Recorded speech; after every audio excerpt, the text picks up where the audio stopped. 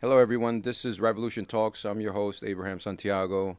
The Community Archive, I've said it before, this is the place where we have serious conversations about what the community is thinking, who's driving change in our communities, and who has the imagination to think outside of the box in some incredibly difficult times and institutions. I have the privilege today to have Leslie Blatteau here with me. New Haven Federation of Teachers president, someone who I admire. I've read a lot of her work and the things that she's doing in New Haven. I saw it as a privilege when I first met her as my mentor on TEDx talks, and that was sometime last year, and I believe that it was important to have her here and have her voice. Incredible thinker, incredible educator. Leslie, thank you so much for being here. Oh, it's great to be here. Thanks for inviting me. Yeah. So tell me about yourself. So, I'm president of New Haven Federation and a longtime high school social studies teacher. So that's where I got my start in the classroom. I guess official as a union member and certified teacher.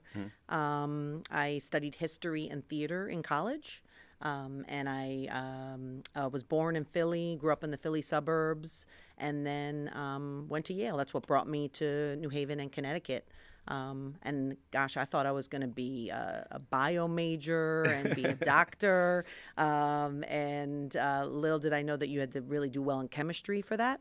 So that didn't work out. That didn't work out. But what's interesting is the power of a teacher, right? So I took a history class, history of science and history of medicine class on the Darwinian Revolution. Okay. Because that was a topic that was interesting to me. I was into science. Yeah. And I didn't even think about history. I just took the class. And then the teacher assistant, the grad student who was my teacher, she told me I was good at history. And the idea that you could be good at history wasn't even on my radar. I thought history was sort of, remember the stuff, write a paper. And she told me I was good at it. And it changed my trajectory as I was realizing I wasn't good at chemistry, and then ended up being a history and theater major. That's incredible. We're grateful for that. Tell us who you were before this. You're growing up in Philly, where your drive came from. We were talking about that a little bit earlier. I think that's important because I think a lot of people forget that there's a process to doing all of this stuff, right, and becoming who we are. Yeah, I've always loved school, and grew up in a house where my dad pushed me to read a lot and get my work done. But yeah, we were in Philly till I was about 10, and then moved out to the suburbs, but always went to Catholic school. So went to all girls Catholic school and really benefited from being in an environment where we were encouraged to do all of the things. And I feel really lucky that I was pushed and supported. And, every kid, every family deserves to have the resources and the push and the support that can help them figure out who they are. Where I went to Catholic school wasn't your traditional kind of like stereotype of like super strict. Like the girls, we ran it. Yeah. We did sports and we did theater, and we were able to, we talk about now in New Haven, the school development program, and James Comer's research tells us about meeting the needs of the whole child. Yeah. And that is crucially important if we're going to have young people be able to really, reach fruition and become who they're meant to be. And meeting the needs of the whole child means creating space for them, not just having them stuck on a laptop all day, but really letting them do all of the things and make mistakes safely. Yeah, something radically different from what a lot of schools have become, right? We're getting away from sports and theater and just absorbing a lot of the money or losing the funding to do a lot of those things for our kids. And it's short-sighted. Yeah. Because human beings can only do so much for chunks of the day. We're not going to do math and reading all day, and that's what now school has, in some respects, kind of just boiled down to. Like we're worried about the math scores, we're worried about the reading scores, and the other things, well, they're extras. The irony, though, is if those other things that are perceived as extras were like the part of the foundation, the reading and math scores will go up. Because we know what brains need to be fed, and we need the hands-on experiences. We got to get outside. We got to be able to make connections, and we're going to be better readers and thinkers when we have better background knowledge. Yeah. And we're veering from that. We are. It's sad. So you alumni of Yale, um, that entails a lot of privilege. I think for a lot of our listeners or viewers that you could have done and probably been anywhere, but you chose to stay in New Haven, Little New Haven, and really get into the trenches. Talk about that a little bit. Why New Haven? What was it that pulled you into um, this sort of war on education? Yeah, well, I felt like when I finished my undergrad that I still had a lot to learn about New Haven. Yale does it's problematic, but they do a good job of keeping students separate from the city and making them really creating real boundaries and Yeah. dividers between students and the city. However, when I was an undergrad in the 90s, there was a very historic strike by Unite Here, Locals 34 and 35 in 1996 that really, slapped me in the face about the realities of New Haven politics, labor politics, and really who makes Yale work. Because the workers shut down the university. And so it was a Yeah. labor lesson Yeah. for me as a 19-year-old and helped me understand, what's really going on. And it helped me understand how much wealth and power Yale pulls from the workers, from students, from donations, and really hoards wealth. Yeah. And then I got to know the city and realized that the city was suffering as a result of that. I mean, and there's vibrant, beautiful, thriving communities in New Haven, and there is suffering because there's at this point, $45 billion endowment sitting in the middle of our city that owes the city $110 million a year in taxes that they don't pay. That they don't pay, yeah. And as a result, we see schools with crumbling infrastructure. We see schools without vibrant after-school programs. We see schools where teacher turnover is too high because burnout's too high because students aren't getting the support that they need. So we talk about the two Connecticuts, and we know the two Connecticuts, but there are two New Havens too. And I think that tension made me want to kind of write my karma a little bit. Like, I'd come to New Haven as a Yale student, but I didn't want to leave New Haven as a Yale student. I wanted to stay in New Haven and figure out some things.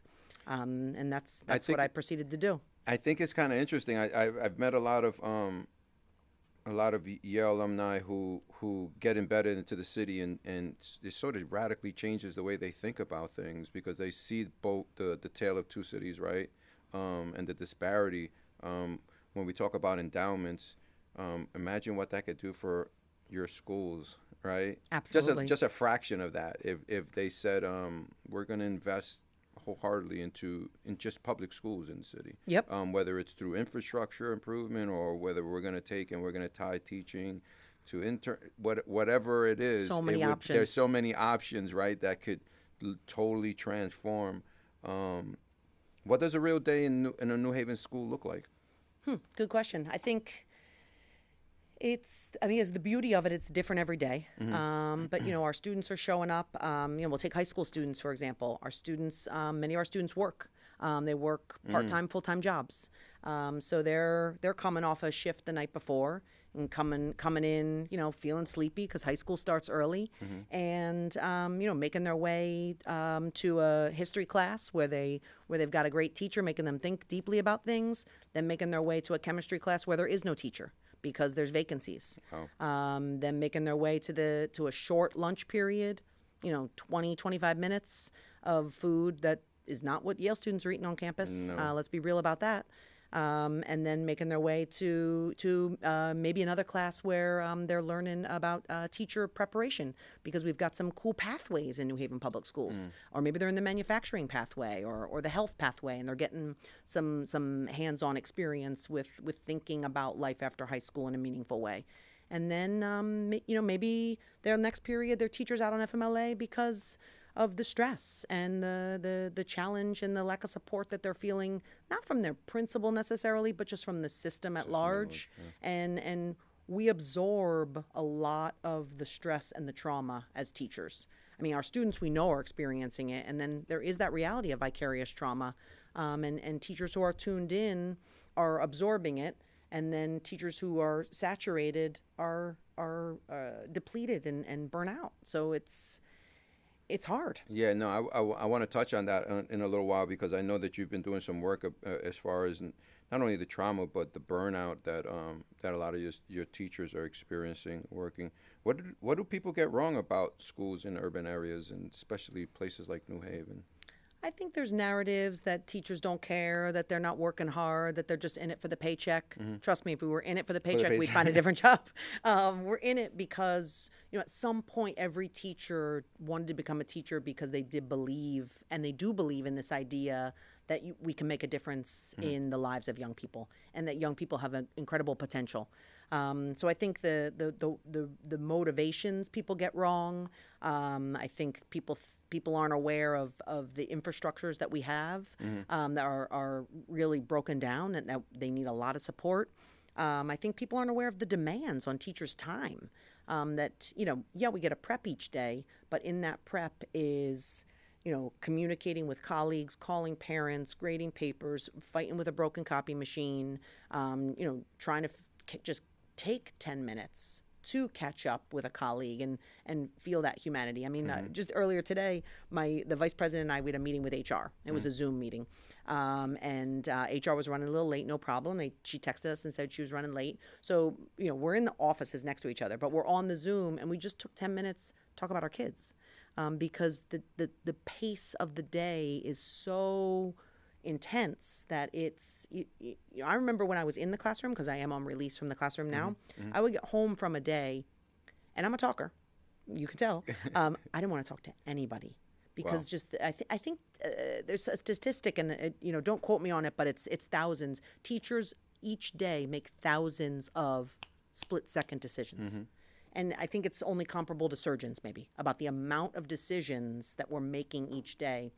And that is exhausting. We're responding to, our elementary teachers are taking care of 25 kids all day, every day.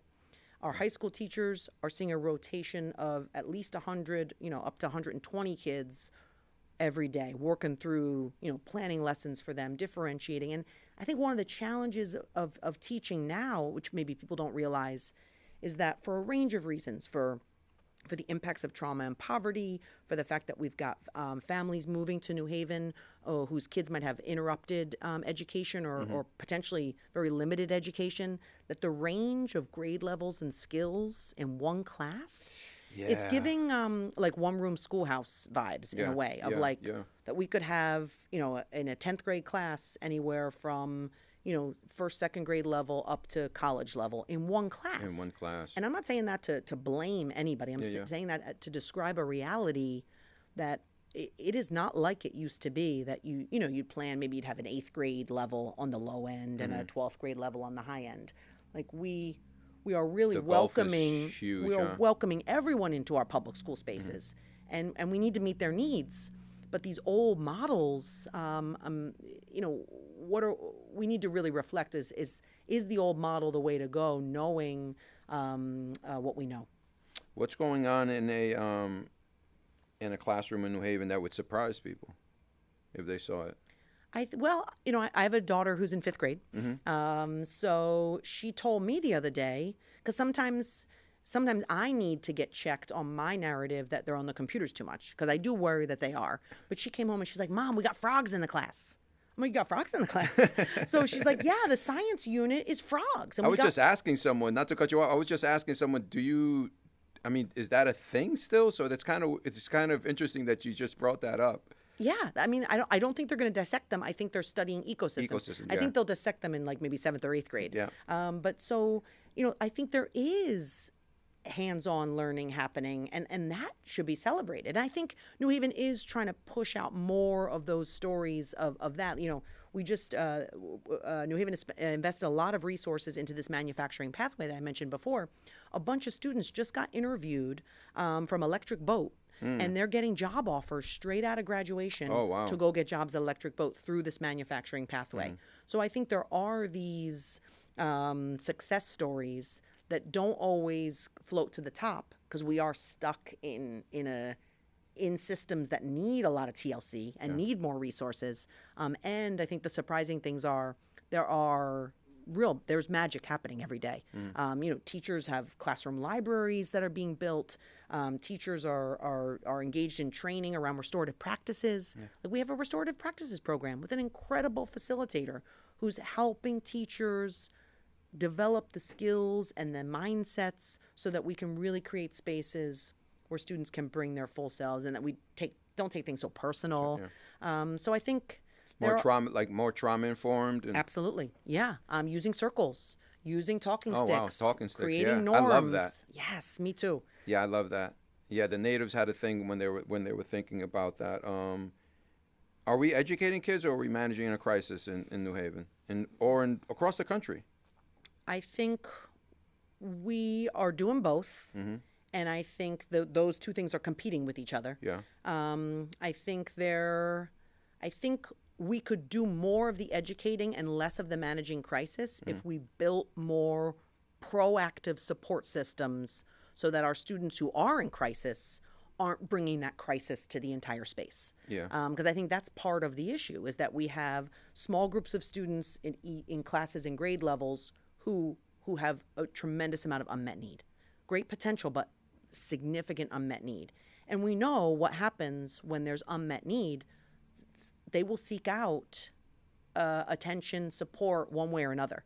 And it's, again, I bring a no-fault problem solving to this. This is not students who are in crisis. It is not their fault if they are disrupting. I mean, we have to hold them accountable. Yeah. But I'm not doing this to like stick them out. Yeah. We need more support. We need more aides. We need more social workers and special ed teachers so that those supports can be in place so their needs are met, and then it's more likely that more of the group is going to be able to move forward. But I think we get jammed up in these interruptions, we get jammed up in frustration, and then that sets people back, that disrupts morale, that lets someone think, is this really what I'm supposed to be doing? They don't feel successful. Students and kids both, teachers and kids both. So I think, I know I say it a lot, but like really being more intentional about delivering the supports to where we know there is need would help us move the mountains that we're trying to move. Yeah, that was going to be my next question, because my next question was going to be, what are kids bringing in? Because we know what they're bringing into the classroom before what they're walking with on the streets of New Haven, particularly, before they even come into the classroom. And it's incredibly difficult. We were talking about earlier outside that COVID sort of exposed the importance of having a teacher and educator, right? Because it's your babysitter, it's the person that's educating your child, is socializing your child, teaching your child, and we sort of got used to that, underpaying people for doing this incredible work and basically parenting and raising our children, right? And then COVID came, and you had to sit in the house with your kid for 24 hours, and you had to teach them, and how incredibly difficult we found out that was. But pivoting back to something that you said, I thought it was incredibly interesting. Are you concerned about AI and the use of tablets? And as an educator, someone who's been educating for so long, are you fearful of what the future looks like as far as the overuse of tablets? And I see a lot of kids that can't even write today. Gives me pause. I went to, full disclosure, I went to Catholic school also, and all boys Catholic high school. I always say that I'm a son of a Franciscan. Because they definitely did ground me in a lot of the way I think and the way I interact with the world today, right? But penmanship was so incredibly important, right? And I see kids nowadays who struggle with it. Are teachers, and especially you as the president of the Federation of Teachers in New Haven, are you concerned about that? Is that something that you guys are trying to sort of pull away from, or can it even be pulled away? I'm definitely concerned, and we're hearing from our educators who teach our youngest learners that they are concerned too.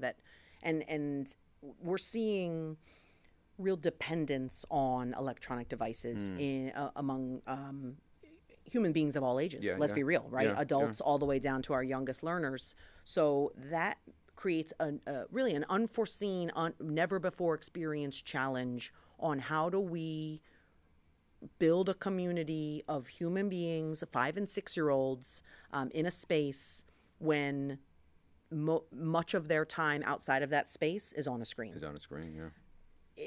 How do you engage I mean, and keep them attentive to what you're trying? Because it's like if you don't have a tablet in front of them, it's like they're sort of going through withdrawal. and some teachers are reporting that they're seeing symptoms that are similar to withdrawal. And the challenge, though, is school districts then spend money on technology in an attempt to bring it into the classroom when really a 5 and 6 year old, they don't need any technology. They don't need no technology. They need the play kitchen. They need the puppets. They need a robust library of books with characters that represent them and their cultures and their religions and their languages. They need small class sizes. They need teachers' aides in the room. They need time outside. Like an example that I had was I went to go visit my daughter's school. I love my daughter's school. I love it. Where's she go to school at? She goes to Hill Central. Okay. And a beautiful community of caring teachers who love kids and who are working hard. And this is something I observed, and it was like this symbol to me. I went for parent-teacher conferences, and there's a courtyard inside of the school, and it was in the winter, and the courtyard was covered in snow. And it was untouched. And it was this like metaphor to me of we've got kids, and like I know we need the gear, and it's a pain in the butt, and you got to build in 20 more minutes to get the gear on and get the gear off. But there was something sad to me that there was this beautiful courtyard, untouched snow that children were walking by every day and did not have a chance to go learn the poetry and learn the science and learn the math and learn the geography and learn the climates. There are multiple interdisciplinary lessons in that courtyard of untouched snow, and it remained untouched. And again, that's not blaming the individual teacher because it's bigger than one teacher. This is, and there's this group Seedlings that is very much about place-based learning for young children, and they they have foundation grants, and they provide training to teachers. And it's like if I ruled the world, and I would like just that's make a question sure, I'm going to ask you later on. I would just make sure that Seedlings could run curriculum for pre-K through third grade, and just do let's be trained by Seedlings. Let's have time to work with Seedlings. Let's do place-based, interdisciplinary. Let's stop high-stakes tests and monitoring for said tests. Let's stop it for 3 years. Let's just stop. Let's just do hands-on, interdisciplinary, outdoor place-based work. And then, 4th year, do some tests and see what happens. I believe that the test scores, if we didn't test for 3 years and did what kids needed for 3 years, that they would at least be the same, if not better. I know it. I know it. I'm not sure who's going to take that risk with me. But I think it sounds like time. a great idea, though, because I think that, that's praxis, right? You would learn by the application of this. That's how you tell if you've learned something, right? And so I think it's the imagination. We were talking about that earlier, having the imagination to construct or do something totally different than what's been done.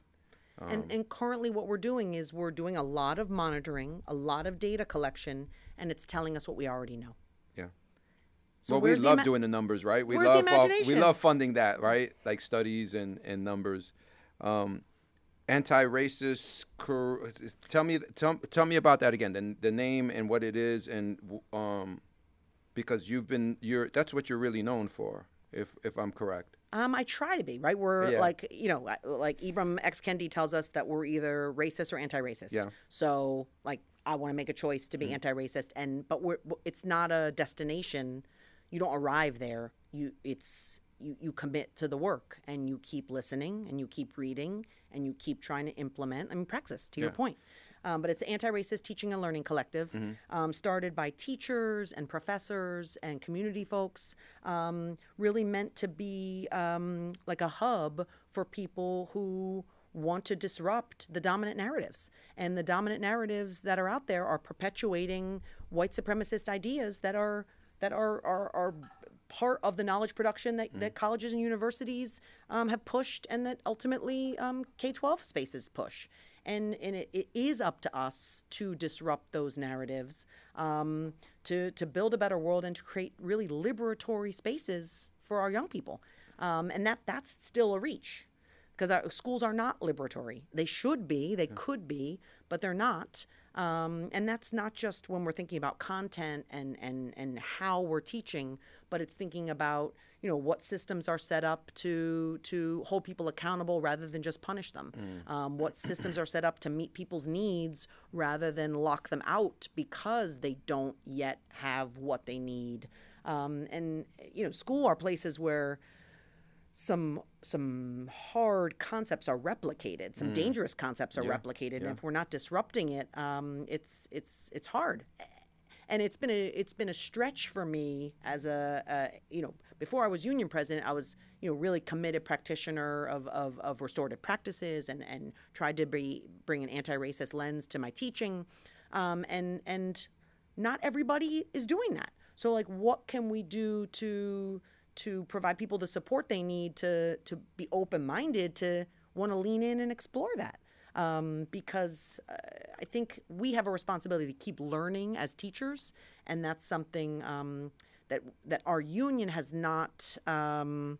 We took office and it was still pandemic, and we're fighting school funding, and we're fighting, trying to get fully staffed. And I dream of also really making priority of our union's work, like creating really liberatory spaces in classrooms. And we're not there yet, because we don't even have full staffing. We don't even have the amount of social work and special ed support that we need. We've got, buildings that don't have the infrastructure they need. So it will happen. It's possible. Yeah, it's interesting because I do a lot of advocacy around higher education inside of prison, and I hate saying that because I think higher education inside should mirror a lot of the things that are happening outside. But it's a form of assimilation into a culture that is racist, a culture that exploits.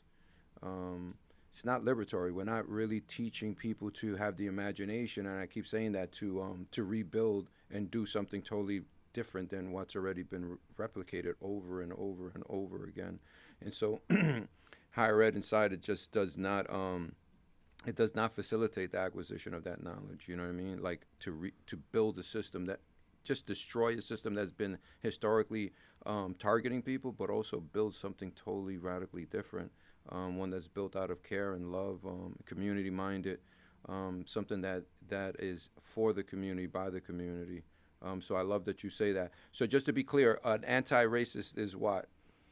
An anti-racist is someone who is actively working to break down systems that perpetuate racist ideologies. No, I love that. That's one of my T-shirts on my company. I have a T-shirt that says anti-racist on it because I think it provokes this conversation of what it actually is. And so I think that was one of the things why I fell in love with you, with all due respect, because I was like, oh wow, she believes the same thing. And I think that's you don't really. I don't know. I think it's something that's missing. It's a conversation that's missing definitely in the community. It's one of the reasons why I wanted you to come on. And we create spaces with Anti-Racist Teaching and Learning Collective and New Haven Federation. We create, we have like working groups and fellowships where people come together with the idea that they want to explore these ideas, build new ideas together, and just have like permission to build community with people who want to work on this. And you should have seen the other day we had our fellowship with about 12 teachers and paraeducators working on a project. And the professor who works with the collective dropped like, you guys will each get $500 for the project that you're working on. You might as well have told these teachers that you were giving them $10,000. There were some tears. There was like, wait, what? Oh my, like we're not looking for millions of dollars. I mean, we are. Like, Ned Lamont and his billionaire buddies have millions of dollars that we will come for. But for the classrooms, a $500 stipend for a fellowship, like, can be life-changing for a teacher and their students. And you asked about AI, and I want to go back to it if that's okay. Yeah, no, absolutely. I think this is your talk. So well, and it connects to what we're talking about now of like when you give people permission, when you give people a small amount of support. Like they have this flow and this freedom to think about what's possible, and that's it. Really, isn't that the point of education? Yeah. And then now we've got this like sidetrack of AI happening, and the big worry is how much are we giving up about our own capacity, and really education for teacher and students about capacity, like what can we do, what's possible. And AI just like straight up limits it, kills it. It's not about mastering a tool. I mean, that tool is mastering us. That tool is stealing our data. Yeah. And Sam Alston, I think the OpenAI guy, he was quoted recently as saying, ultimately, we want to sell intelligence like a utility, the way we pay for gas, phone, electricity. Like that made me think like that this fight's going to be hard, and like, am I just better off running off to the woods? I'm probably not running off to the woods, so this fight's going to be hard. And we have to wrestle with that, because here's the thing. I used this example when I was trying to convince somebody in central office of my skepticism of AI. So like it's a tool. It's a tool that students can use and learn how to do more things. Like, I was in calculus. I was a nerd in high school, right? I did calculus. I did great in calculus. If you asked me and got a calculus book out right now, I don't remember a thing from calculus. So some might argue it wasn't worth doing. No. It was absolutely worth doing, because as a 16-year-old, 17-year-old girl, I knew I could do hard things. That put me on a path to continue to believe. Like, my identity changed because I believed I could do hard things. It wasn't about the calculus 40 years later or 30, 35 years later. It was about the fact that my identity development was connected to doing hard things. And if we're just defaulting to asking a computer to guide us when we're having a hard time, we're giving up an opportunity for our development and our identity, that we can do hard things. So when the hard thing actually comes, when you don't have the computer next to you. Yeah, it's because we're taking and sourcing out the way we think to a computer, to a machine. And I think that what's happening eventually is that people can't really think for themselves, and definitely lose their imagination, right? And you see that more in writing skills. I'm always looking at proposals, and I can sort of always find like this. I'm like, oh yeah, this is AI. I want to grade this a little differently, because it's like you didn't have the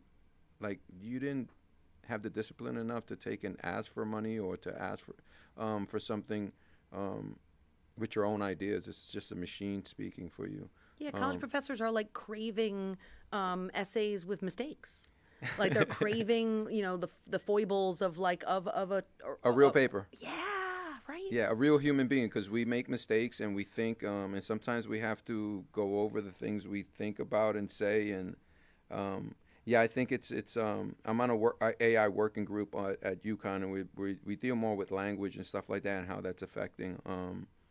I focus more on the carceral space, because all these tools are being used to assess the transformation or change in people's lives, right?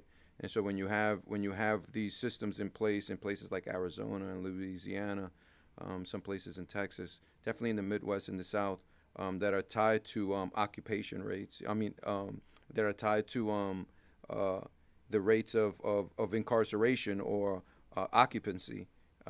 You wonder how the machine is being programmed to keep people actually incarcerated longer, so the occupancy rates could stay up, because some of these places the occupancy rate has to be 80, 90 something percent. And so you're developing programs that assess the ability for someone to be free, but the machine actually wants you to be captured. And to want, and probably for profit, for right? profit, right? And so everything is profit driven, it seems, with AI. Even when you speak to the founders or some of the original people who helped develop it, they're like horrified by some of the stuff that's going on now. I think I equate it to the Manhattan Project. All these scientists that thought that they were doing some incredible work, and then realized they had created the worst thing on the planet by creating a nuclear bomb or an atomic bomb, and then realizing, oh my gosh, what did I just do? because now it's loose. It can't. Yeah, you can't put it back. You can't put it back. And I think you're 100% right. They're building it as a tool for the future. And so now, if you can master prompts and you can do all this, you'll actually succeed in life. These are the things that they're pushing. But when did you realize teaching wasn't enough? I like bringing activism into the work. So I would bring students on field trips if there was something going on down the green, or guide them as they were doing their research projects to study human rights defenders. And I embedded a spirit of activism in my teaching.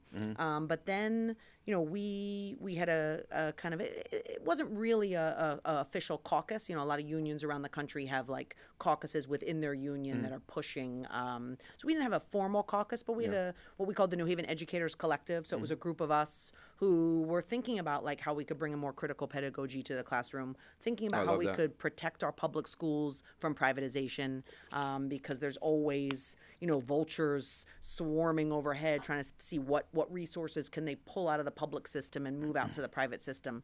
So we were definitely paying close attention to that. We were getting inspired by Chicago Teachers Union, who really has broke the mold and taught so many of us like how to be a fighting union, how to build a better world for students and teachers together, and use union organizing to accomplish that. And they've been doing it for the past 20, 25 years. So we were tuned in, kind of seeing what was possible as they were fighting back against privatization in Chicago. And we had an informal network of teachers that grew to collaborate more with parents and community members to New Haven Public School advocates. And we were fighting for the schools that our communities deserve, and on a small scale.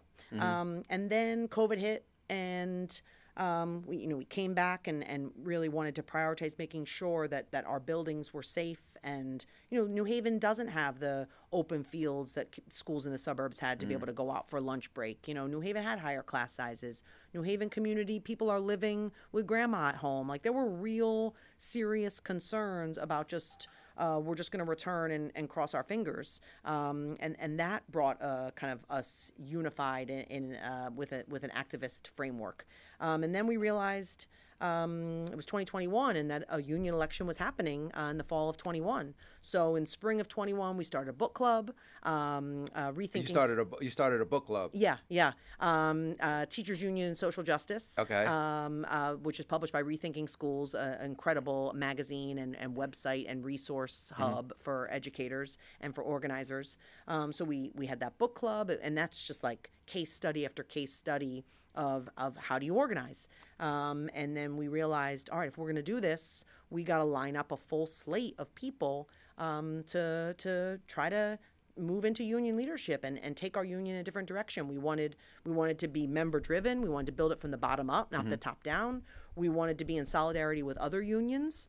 Something totally different, right? Yeah, not just like that teachers are somehow like professionals and separate. Like, teachers are workers. The majority of teachers, I would guess 99.5% of our members, if they didn't have their job, they would not be able to pay their bills. Yes. And that makes us workers. That makes us workers in this capitalist system, period. So let's lean into that identity rather than pretending somehow we're not that. We are in spaces with other working people too. Like, our students' families are working families, and we are certainly, while we might not admit it, we're certainly closer to them than we are to the 15 billionaires who call Connecticut home. So let's be real about that. And then let's be in labor fights with our paraeducators, with our custodians. Like, let's find what unites us. Yeah, that's truly unite. And then of course the Yale unions who I learned so much from. Rewind 30 years ago, they are just in a continual fight to hold Yale accountable to do more for the city of New Haven. So, let's show up with them too, and let's kind of be more political. It's a union after all. So that work took concrete planning. Like, you can't just social media post your way to a electoral win. You can't just, it's not just a speech. A couple of speeches are going to do it. It takes organizing. And we analyzed the results of previous elections. So we knew we needed 600 votes to win. So that was our mantra, 600 to win. And we broke it down. We had, a team of 30 people. So count your votes, like get your 20 votes. And I think we ended up we won, I think, with 450 votes. So we thought we had 600, we didn't get it because someone's going to tell you yes and they're not actually going to mail their ballot in. But I think we won 450 to maybe 350, don't quote me, but we won with a little bit of a cushion. We didn't get the 600, but having that push of like, here's what we need, and we've got to literally have conversations with as many fellow union members as possible, asking them, if you could change something in your workplace, what would it be? Is this something that other people are experiencing, or is this just something that you're experiencing? What do you want to? How do you want to be a part of this union? Because we got, we were tired of hearing, oh, people are busy, people are tired. We'll just take care of it in the office. No, the union belongs to the workers. Yeah. It's a phrase called third partying the union. Like, I'm going to call the union. The union's going to do something about that. And we said to our members, no, we are the union. You are the union. Right. Yeah. So, and that's a work in progress.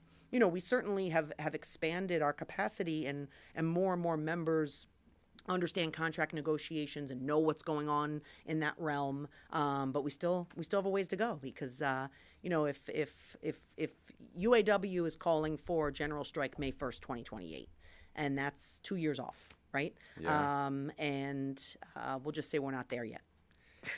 What changed for you once you moved from the classroom to leadership? A lot more work, and that's. I can imagine, because this was sort of a Cinderella story. You were going up against someone that was 15-year incumbent. Yeah, incumbent that was sort of seen as very powerful in the system. He had done some good things for sure. I mean, he had negotiated contracts along the way. He had, he got a lot of recognition for his collaboration with management on a new evaluation system.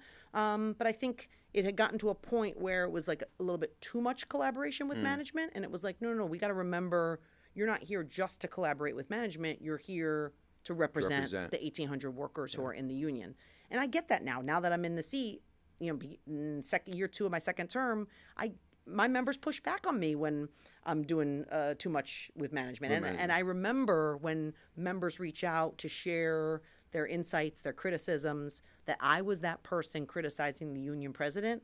So I try to carry the armor, take feedback, and remember, when I get frustrated by decisions that management makes, what's my go-to? Go see members. Go listen to teachers. Go connect with teachers. Go see what's going on, because that's where I need to take my cues from, not from the boss, but from the workers who our union exists to support. What did you learn about power in this these 2 terms? That's a good question. What did I learn about power?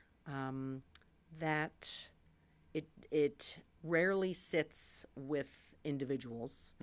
So it's not a personality. No.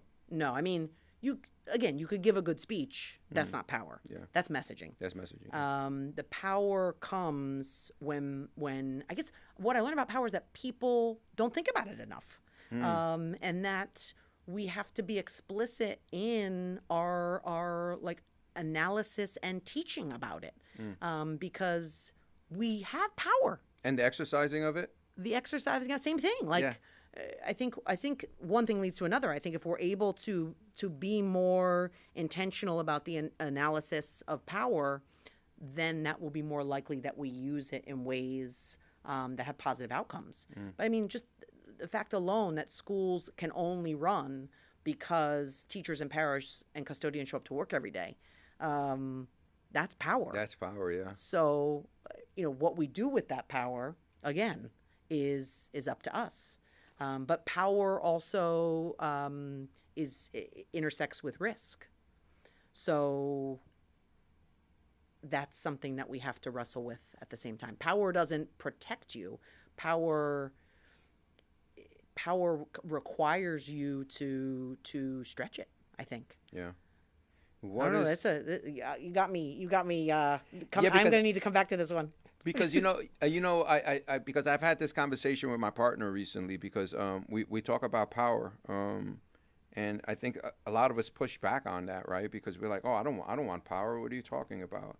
But sometimes power is privilege to do things in the community and to do for people that are not being represented in the right way. I think it's important to recognize that power is a collective thing. And so if you're not able to harness that, sometimes it takes one person to remind everyone, wait a minute, like, we have power to change things. We can change this stuff together because collectively we have this power. I don't think it's one individual thing or person, but I think sometimes someone is able to channel that in a different way that actually helps or has the imagination to take and change something that, because sometimes we have to harness power. I guess then my next question is like, why are we still stuck? You know, I think about state level politics, state level government. You know, we have, blue trifecta, state house, state senate, governor, all blue. We've got, billions of dollars in rainy day fund. We've got, we're maxed out on how much taxes we can collect. We're maxed out on what we're allowed to spend. There's billions of dollars going back, or maybe millions, I don't know, but a lot of money going back to people from their federal tax cuts. We could fix so many of the issues by simple, non-radical, fair share tax policies at the state level. We have not yet built the power that we need to build to make that happen. So, what is it going to take?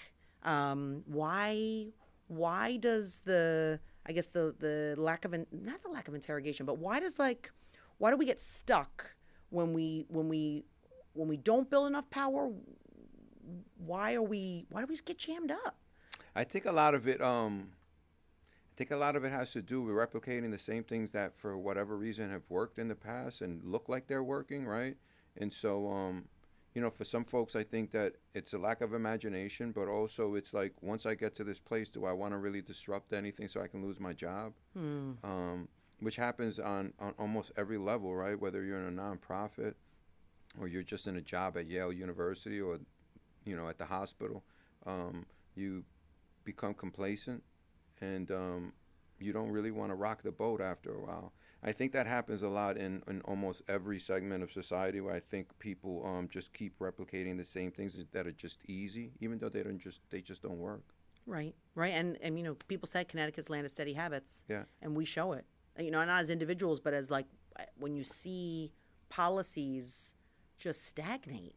When we're trying to fix the school funding system. The educational cost sharing formula, the foundation aid amount, which is what each kid gets. Right? Talk about that. Yeah. So that is a formula that exists to address the fact that we've got cities without a solid tax base. Yeah. New Haven, more London, property there's is tons untaxed, of places, right? Than taxed in New Haven. So that formula exists to address that. All right, that sounds like a good idea. Except the foundation aid amount, which is the amount per kid, that has not gone up since 2013. So inflation has made everything go up since 2013. But the state of Connecticut has created a formula where it stagnates the per pupil foundation aid amount. And they created this formula, which, again, I will give them credit. It's a good formula. They, instead of immediately implementing it, they phased it in. So they phased it in over a period of 10 years, so up plus or minus. So it took a decade or more to phase in a formula from a decade plus ago. The formula then was okay, but it was stagnant and delayed in funding. So now here we are, X amount of years later, legislators are like, we're fully funded schools. Time out. The formula's old and needs some refreshing, and it took us 10 plus years to get there. So we're, I know for a 5-year period, New Haven lost out $90 million because of the phase-in. Like, the way we do it is so slow. And, we're at a point now where anytime I talk about school funding, I talk about taxing the rich, because we can fund our schools. You're really popular. Well, I mean, not with leaders. Not with leaders, but with the people. Yeah. Freddie Fixer last year, we marched down Dixwell Avenue with Tax the Rich umbrellas. Grandmas on Dixwell Avenue were chanting it with us. The people get it. The people know. I mean, there's a reason There's a reason why there's energy around these ideas, because we can fund our schools. When we tax the rich, I'm not saying take everything from them. A 1% marginal tax rate increase on the wealthiest earners is one of the proposals that I've testified in support of at the Finance Committee. It's not going to pass. These are not radical proposals. These are moderate proposals to just attempt to build what we know we need for people to thrive in this state, and to begin to address the gap, the income inequality gap that we know is widening, with each passing year, especially under a Trump administration. So there are ways we can do it. So anytime I talk about school funding, we're going to talk about taxing the rich too, because we can do it. Massachusetts is doing it. Yeah. 1% on every dollar over $1 million is the tax. They did it as a referendum. The people voted for it. And that goes directly to education and transportation. And guess what? There's the Ned Lamont likes to talk about the millionaire migration, that if you tax the rich, they're going to leave. It's a myth. UConn professors debunked it. And in Massachusetts, they have demonstrated there are more millionaires in Massachusetts now after the millionaire tax than there were before. I guess this is the same critique that the mayor of New York City is getting now. People will flee New York City who would you vote for? Is there someone you would vote for the next election for governor?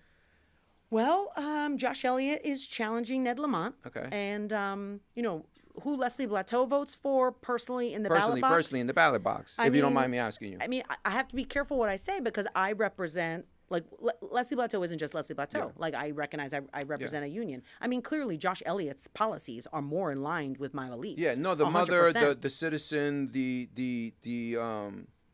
comrade, the community member. Yes, Josh Elliott is delivering. He is delivering solutions for the crises that we are facing, and I think he's brave, and I think he is working his butt off to do it. So yes. No, that's great. Where do you So where's the money actually going to?